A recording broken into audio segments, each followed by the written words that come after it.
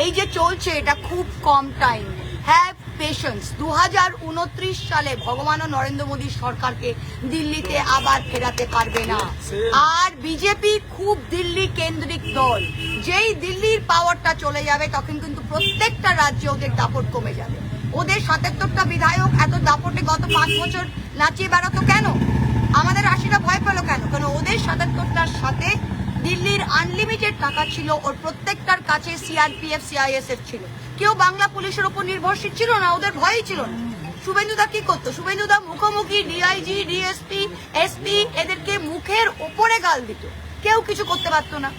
আর আমাদের লোকের সেটা করতে পারছে না, কারণ সেন্ট্রাল পুলিশ আমাদের খাতে নেই। তা যখন কেন্দ্র পড়বে তখনই কিন্তু, তাই আমি আমাদের কর্মীদের বলছি যে আগেকার দিনে কে 1998 সালে কেউ ব্রিটিশ আমল থেকে তৃণমূল করেছে আর দেখার দরকার নেই। I have had enough of this netas. যে যাবে যাক, এই এখন বাংলার ইতিহাস এবং তৃণমূল কংগ্রেসের ইতিহাস আজকের দিন থেকে লেখা হবে।